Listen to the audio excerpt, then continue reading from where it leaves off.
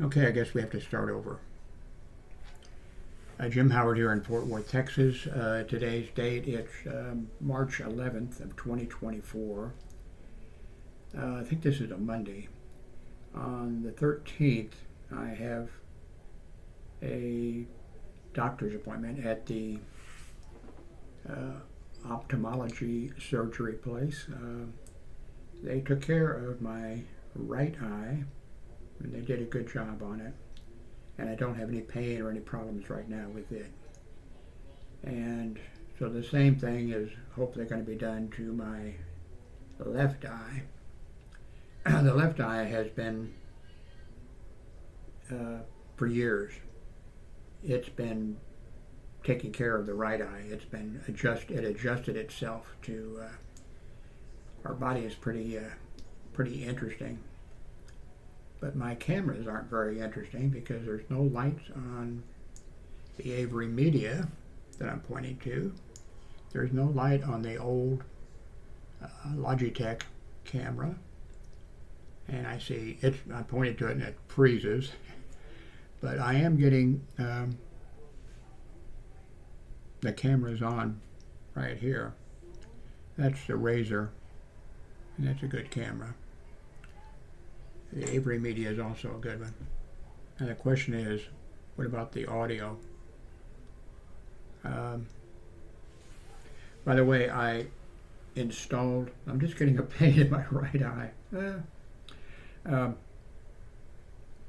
I just installed Linux. I still have Windows here. I installed Linux today. And let's see, which one was it?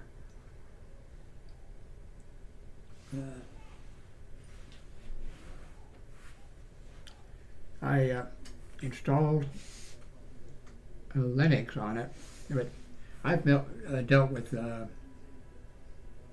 Linux off and on for years, a long time. Tried a whole bunch of different ones.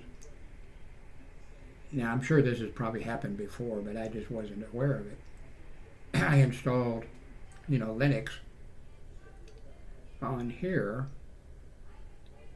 but then when I go to, it's on the computer, and then I go, well, it's, I thought it was going to have a dual boot thing, no, it just installed it, and then I saw that people were asking questions like,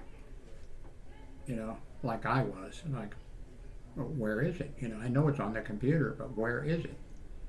And I don't know why they would do it this way. I'm sure there's some reason, probably a good one.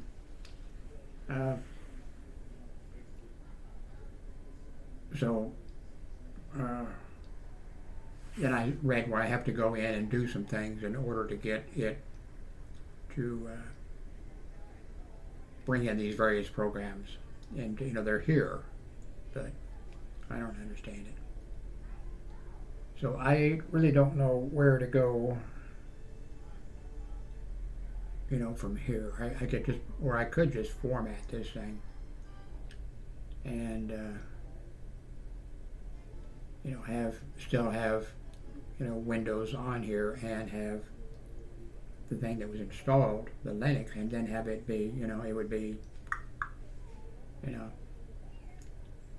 so I don't know. So I've thrown this stuff together. So I want some good video, and I want good audio to go with it, and then I want to now a lot of you there's not been a lot of mention about, I think a whole bunch of you would just be happy with this, but what I want to do is what I've been doing for years, and have this, but then when I show you my one BBS-Con thing, cup. I want to be able to have that on a separate window, You would see this, and then you would see the cup or whatever. That's what I want to do. Except I want to do it better than I was able to do it in the past. but I don't know.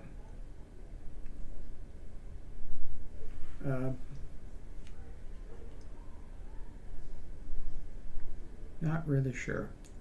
There's some software that I can use. CapCut. What are the others? OBS Studio, and there's various things I can use. But in a way, I'm thinking, you people seem to be happy just with me here and then holding up here, something or talking about something here without having to go to, which a lot of that causes me a problem, when I go to the separate camera, and sometimes I forget to go back, and there's all kinds of stuff. Nothing is easy anymore. Oh, by the way, for those of you who are interested, and probably nobody knew about it, but I've been an amateur radio operator for quite a few years, well, except for the last couple of years, because I had to go and renew my FCC license, and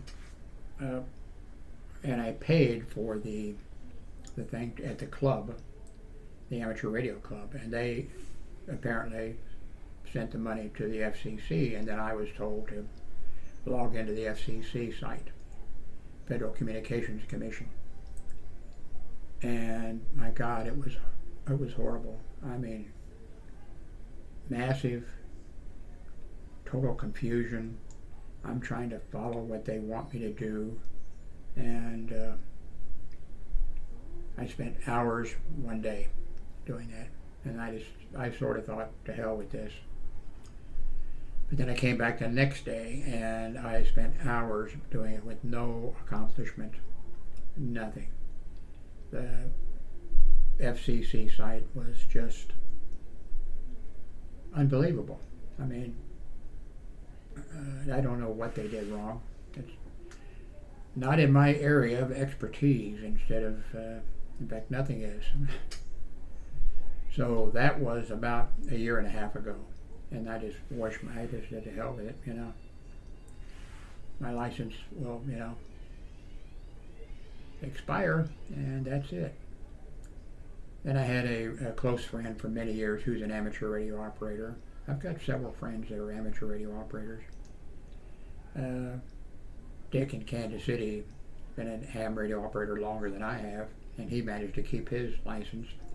Although his is going to, I think, come up for renewal in a couple of years, and so he's been helping me out. I've washed my hands of it, ever getting my license, back, and really not caring because of, if they can't. But anyway, he worked hours and hours in going different directions with the FCC, giving them the information they needed, changing things that they didn't like a password, or they didn't like this, or I don't know what it was. And during this time, he had a couple things, pop up. Oh, this is, this is the way we can go, And poor Dick did everything, And my attitude was still like, oh, Dick, please, save yourself from this horror, or whatever.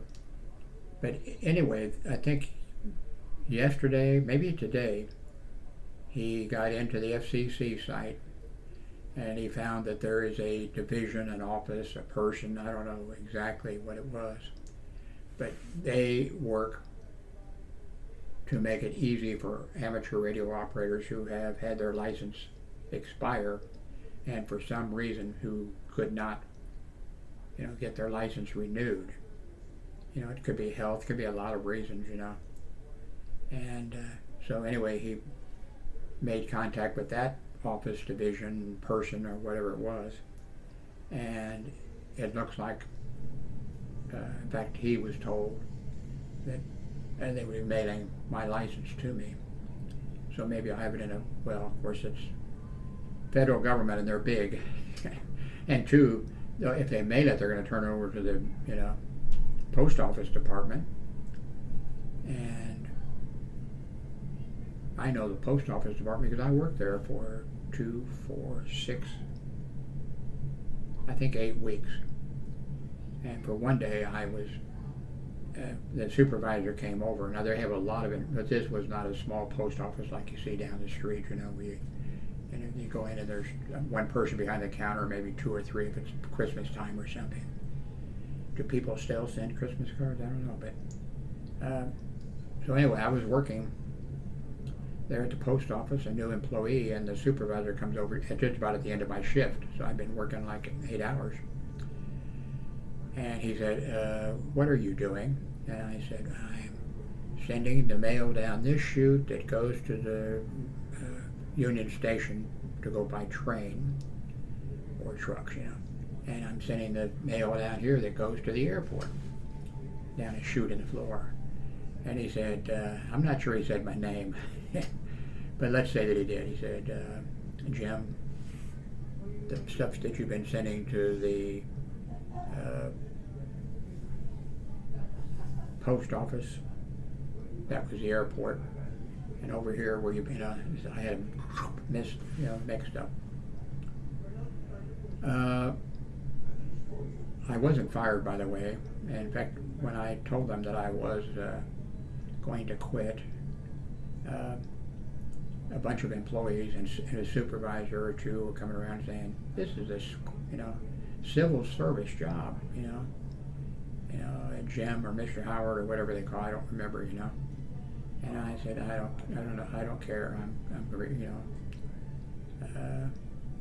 I'm resigning.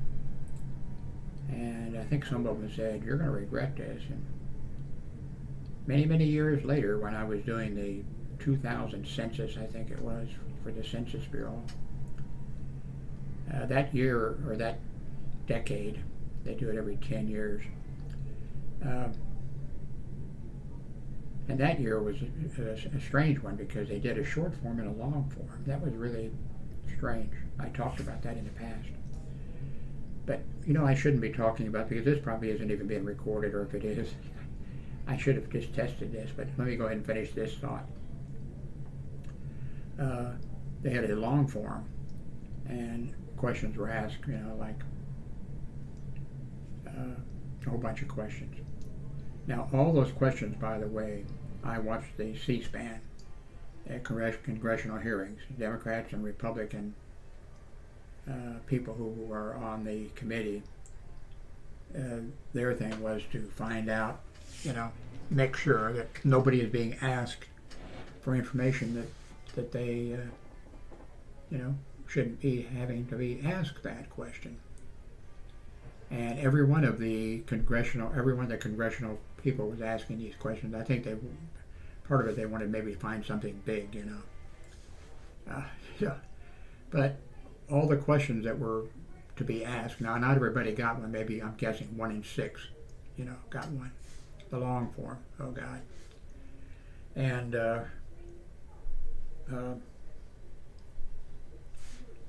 so when I went out to do the census, I was prepared because I'd watched the congressional hearings and I knew why questions were being, I only had trouble with one guy, and he was like ahead of his time. In a few years, like 10 years later, I would not have wanted to do the census. And 10 years after that, hell no, I wouldn't, because when I was wearing a bulletproof vest, it belonged to the company and didn't belong to me. And it's the situation here in the United States is people are radicalized.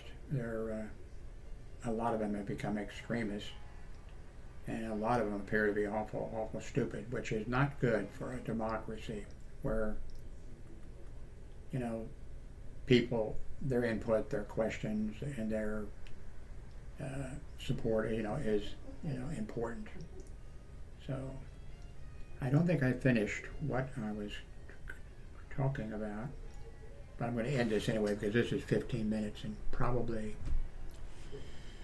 Probably the audio didn't even record. So if I did record, I'll be probably later. It's 9 o'clock though. I don't want to run myself down. The right eye worked out okay. I had a lot of pain, by the way, but it worked out okay. So I want to take it easy with the left eye. And I think I mentioned the left eye has been doing all the work since I was in grade school. It's been, the body can do that. I'm not sure if you can do it with every part of your body, but your eyes will do that, and other parts of you will, take over when it needs to, and the eyes do it really well. So now I have a right eye that is in great shape, and it looks like my left eye is going to be the same unless there's a problem. And so I'll be here this month 63. I'm going to be a 63-year-old man out there with really good vision for an old man. And even it's going to be good vision. I wish I could have had that when I was younger, but I guess I'll have a few good years to enjoy my fantastic vision. Anyway, thank you very much for watching. Cross your fingers that this works.